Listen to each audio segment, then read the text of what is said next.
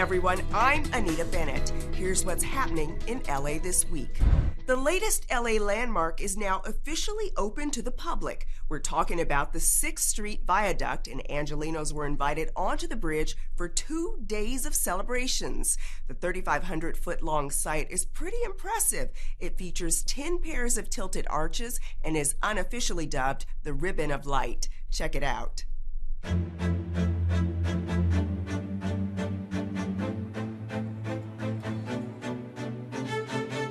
Today we're celebrating the grand opening of the new 6th Street Viaduct. It's so special to all of us who have worked on this project. I personally have started on the project 19 years ago. For me, it's really about the community. They've been with us, they've input. That's how we ended up with these 10 pair of arches and just an incredible new icon for Los Angeles.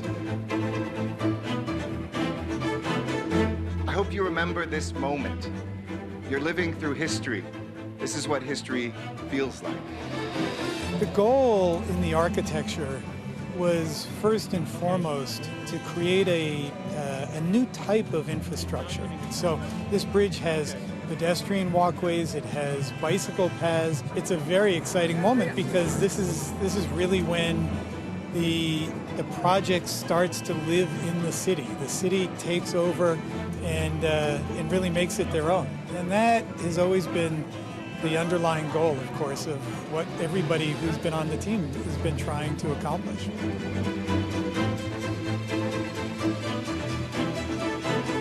It's an honor to work on a landmark like this. 80+ women that was on this project, and that's the biggest amount on any construction project that LA has ever had. So it's historical in that sense that there are so many of us that were able to come out here and be able to put our hands to work in creating this incredible bridge.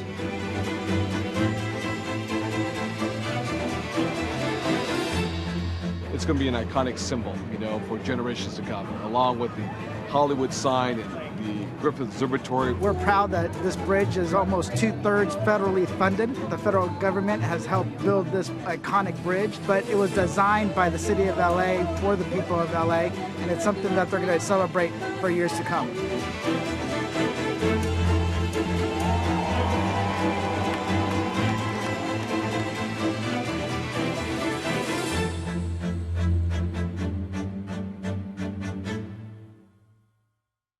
Want to know more about the process of constructing the landmark? Head over to 6thstreetviaduct.org. After a nearly 3-year absence, the Lotus Festival is back at Echo Park Lake. This year, the festival hosted the people and culture of India as they celebrate 75 years of independence. Let's head over to Echo Park for the food, music, and community.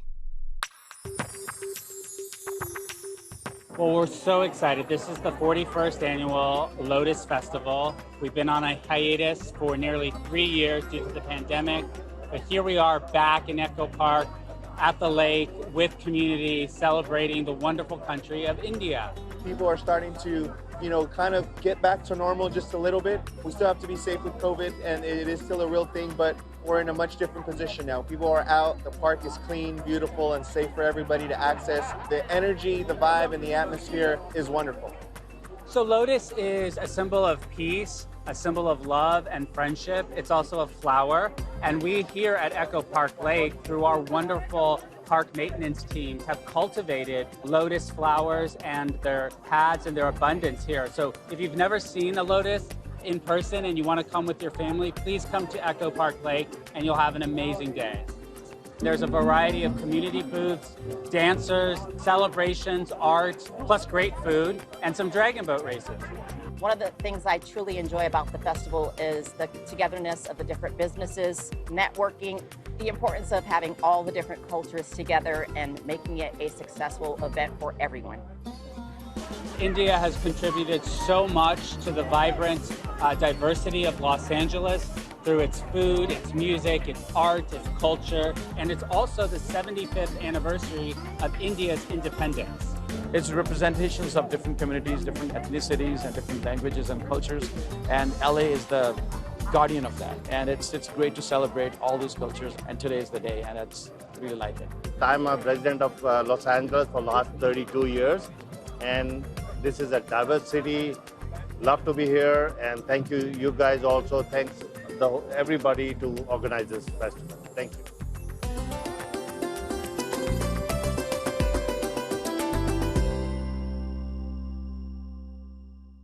Conserving water is a priority in LA given the continuous drought. That's why the LA DWP, together with Council President Nuri Martinez, they were pleased to announce the grand opening of the water basin known as the Tahunga Spreading Grounds. Now, the site also includes family amenities, and it's completely solar powered. Let's take a look.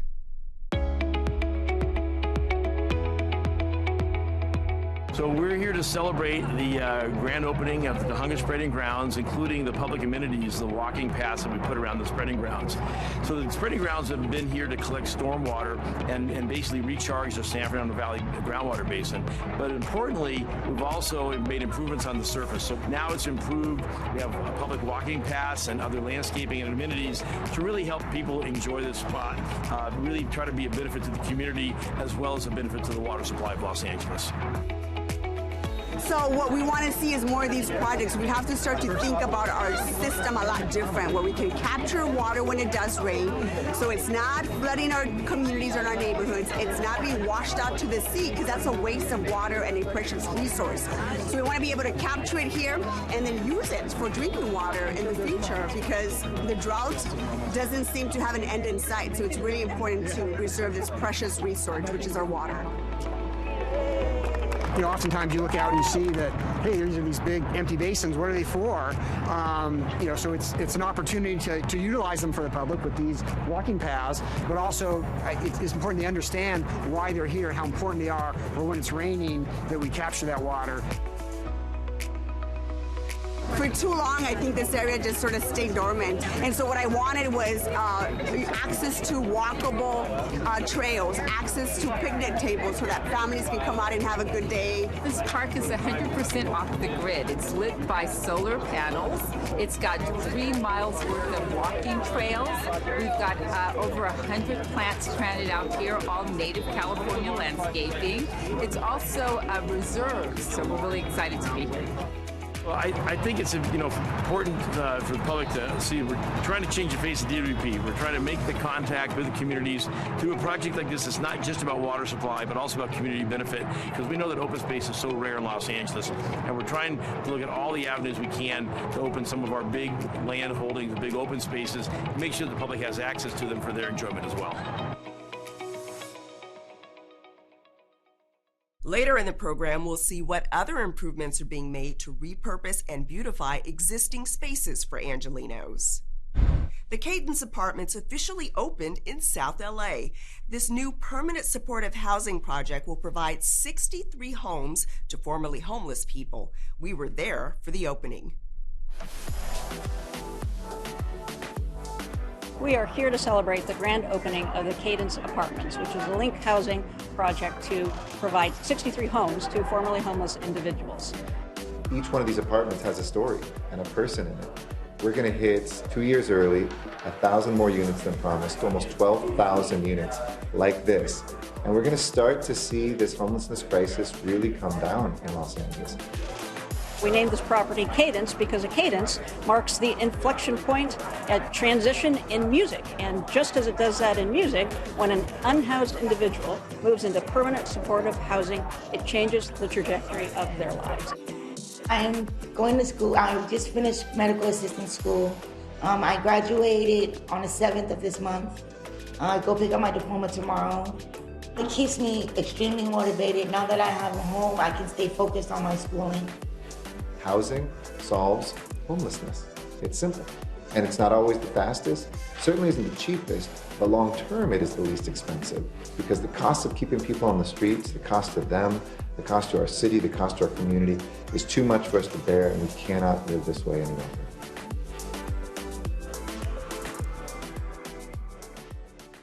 The Community Investment for Families Department, alongside Councilmember Curran Price, launched its first day of service.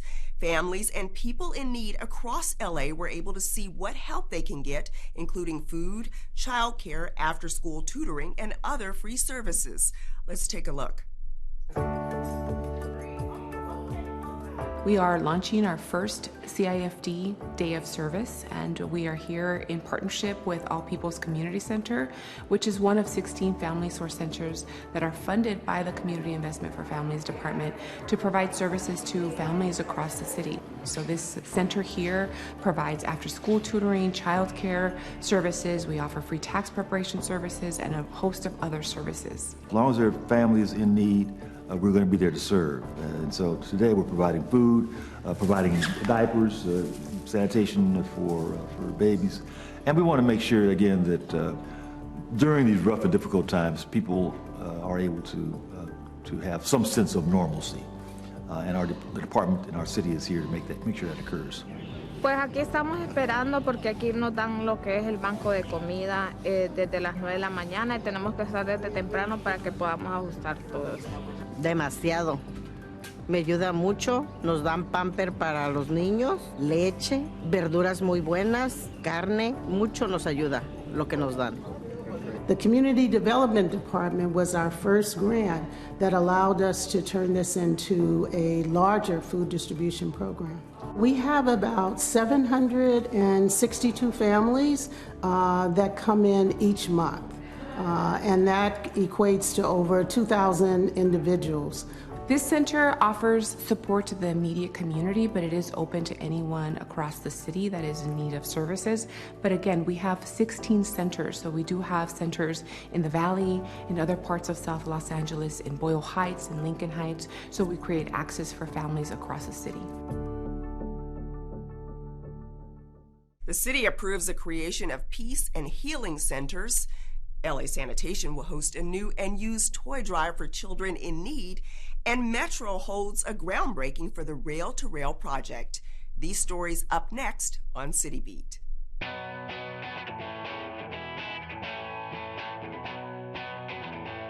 City Council unanimously approved plans to establish peace and healing centers across Los Angeles. The centers will be physical spaces focused on environmental, social, and economic healing in 9 underserved communities. Utilizing $2 million in city funds, the LA Civil Rights Department will partner with community-based organizations to create these spaces. Peace and healing centers will provide programs such as job training, parenting courses, and counseling services to the community. To learn more about peace and healing centers, visit civilandhumanrights.lacity.org. LA Sanitation and Environment is hosting a new and used toy drive through August 26th. Angelinos are invited to donate educational toys, video games, dolls, and stuffed animals, and toys for children with special needs.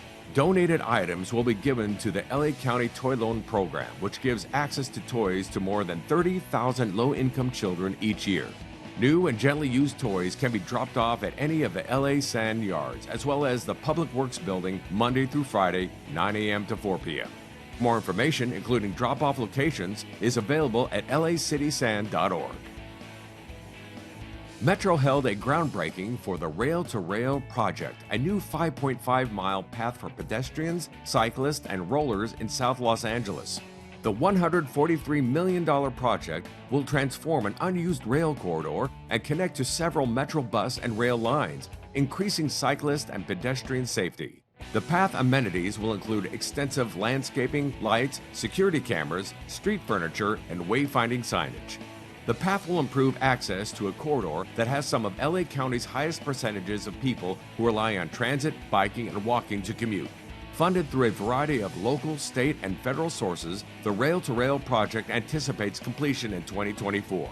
To find out more about multimodal options for transportation in LA, visit metro.net.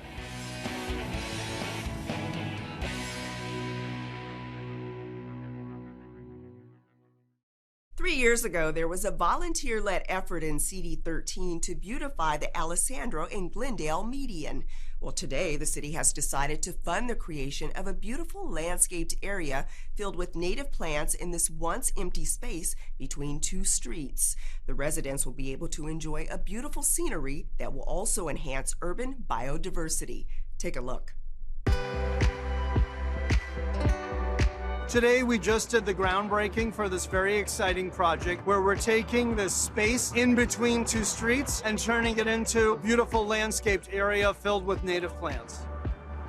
It's been about a 3-year process now. 3 years ago, we did a small beautification of it, very volunteer-led, and now we're coming full circle with a full city-funded, with community input, collaborative project. We're excited to partner with the 13th District, which has provided funding for this project. And it's very exciting taking a space like this that's a little bit neither here nor there and actually doing placemaking and urban greening where we can make it a community amenity. Increasingly, our agency is looking at planting native plants rather than other types of landscaping because these native plants support the birds, bees, and butterflies that pass through LA. So a project like this actually enhances urban biodiversity. It's just making it a beautiful place back again. And that's really what we're doing at the Board of Public Works, is beautifying areas that were neglected for a very long time. And this is one of them. As you can see, a lot of folks drive through here, a lot of folks come and walk through here, and they're just gonna be able to enjoy this nice scenery now, which we all need it, we all want it, and we all know that this is important for us as living here in the city of LA. You know, at Streets LA, we're proud that we don't just pave the streets and fix the sidewalks and trim the trees, but we actually do sophisticated urban design that creates real places that people want to come in the public right-of-way. I want to let the public know that we care and that we see it and that we see the issues and the problems throughout the city. We're not neglectful about that. It is something that we're battling through. And so when we have spaces and areas like this that we can improve and beautify, we really do focus on that. These projects are very doable in your neighborhood. If you have a median or a project that you feel we could help accomplish in your neighborhood, feel free to reach out to Council District 13 so we can collaborate with you, your neighbors, and the surrounding community. The LA Personnel Department prides itself on being the face of the city. Its general manager, Dana Brown, discussed the handling of the Human Resources Program for the entire city, including recruitment and selection of civil servants, as well as organizing targeted local hire programs. Here's that story. The City of Los Angeles Personnel Department. Technically speaking, we are the city agency that protects the guidelines and the rules set forth by the Civil Service Commission. But practically speaking, we are the face of the city. Whether you are a member of the public seeking employment, a city employee that is current, or even an elected official, we handle the Human Resources Program for the entire city of Los Angeles, which includes recruitment, selection, examining. We consider the entire city of Los Angeles our client. To that end, we are actually the face of the city. The Personnel Department actually provides a number of services that the public may not be aware of. For example, we have our Targeted Local Hire Program, which is a program that is aimed at targeting Angelenos who may be in underserved communities and give them an opportunity to do on-the-job training in order to become civil servants. We also have Bridge to Jobs. It includes classes that require a little more training and a little more background, so those participants may have job experience and may have other skill sets that could be helpful. So those are some wonderful things that we offer to the community. The pandemic put us in a different light. We had to reimagine how we did business, and some of the remote services that we provide have been wonderful for the communities. Now you can take an exam from the comfort of your home during a prescribed period that we give you a window of several days in order to complete the exam. I really want to serve our clients and turn the personnel department into sort of that client-based concierge service that our employees and our candidate pools expect and deserve. Civil rights activist, police commissioner, and city leader John W. Mack is considered a legend by many. As such, the LA Police Commission decided to memorialize his legacy by dedicating their hearing room to him, so his contributions to Los Angeles will always be remembered.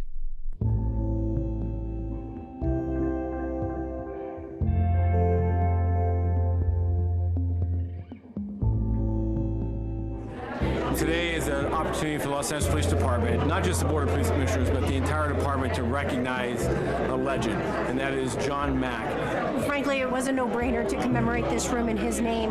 He has a long-standing legacy as a civil rights activist and leader here in Los Angeles, and so I think it's just incredibly appropriate and to memorialize his legacy in this very special way. I couldn't be prouder of the fact that he helped to lead the effort of getting us out of the consent decree, and I think it's fitting that they're naming this hearing room after John Mack. He was quite a warrior. He was very committed to the underserved communities, as he should have been, and as we all are. John Mack provided the playbook of what an effective commission can do, and its oversight and governance of the police department on a reform agenda of how it can build trust and improve relationships with communities, but particularly the African American and other communities of color.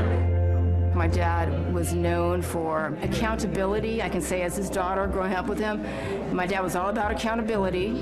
One could not live with John Mack and not dot all one's I's or cross all one's T's. He was a man of integrity, an honest man. People both inside the police department and outside had a great deal of respect for him.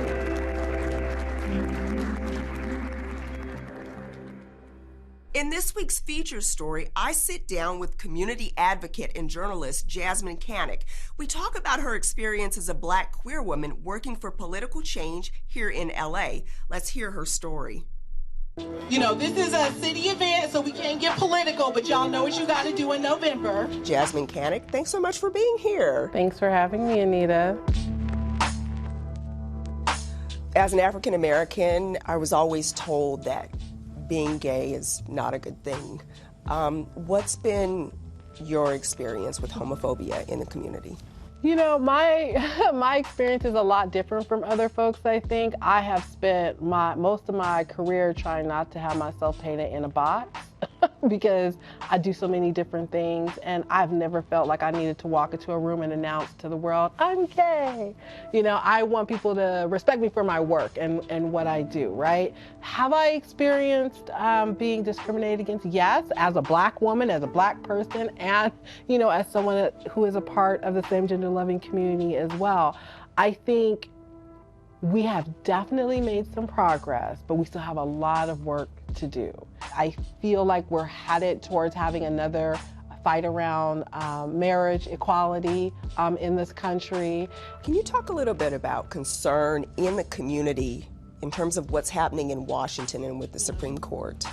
You know, honestly, I haven't heard a lot of concern in the community about what's happening in Washington. And you know why? Because people are trying to feed themselves and keep a roof over their heads right now. Make sure that they do not find themselves homeless, make sure that they're able to work, which is not to say that what's going on in DC is not important, but we all know that local issues tend to trump all for folks because it's what's going to affect you most immediately. If I'm struggling to pay the rent or I'm struggling to, you know, put food on the table for my family. Or gas in your car. Or gas, really though. Or gas in the car. Do you think I'm sitting around twiddling my thumbs thinking, well, what can I do to help fight for marriage equality today? No. I want to turn the conversation back to you. Can you share your coming out story with us? I don't really have a coming out story, Anita. I have just been who I have been. Once I decided that, you know, this is who I'm gonna date or this is how I'm gonna live my life, I've been on my own since I was 17. I came out of the foster care system. There was nobody for me to really have to please, you understand what I'm saying? Or yeah, so it was just kind of like, okay, well I'm gonna do me, this is who I am. It was definitely a team effort, so I will take this for the team. Learn from experts about sword fighting for stage and screen, attend the Autry Museum's Book Talk, A Place at the Nayarit, or enjoy a free concert at NoHo Summer Nights. All this up next on Things to Do.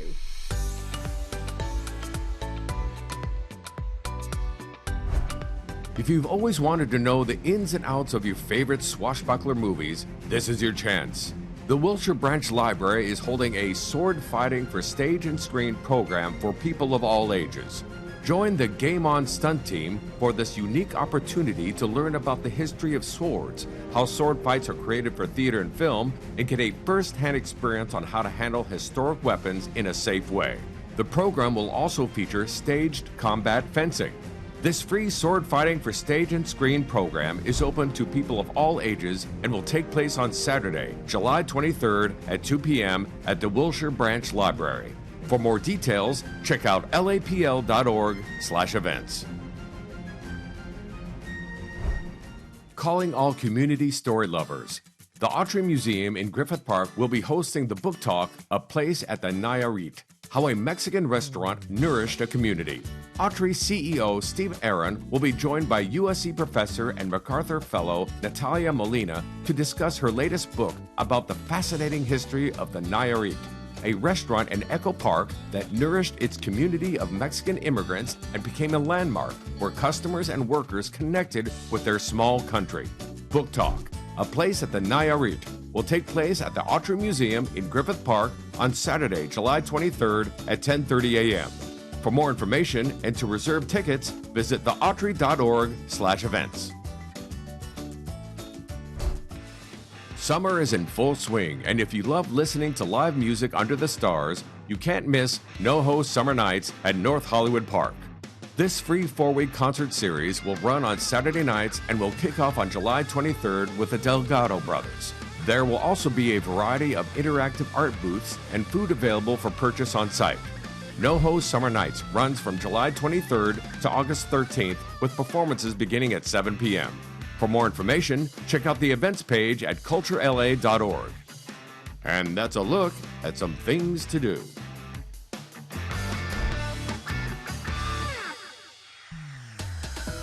And that's it for this edition. I'm Anita Bennett. From all of us here at LA This Week, thanks for joining us.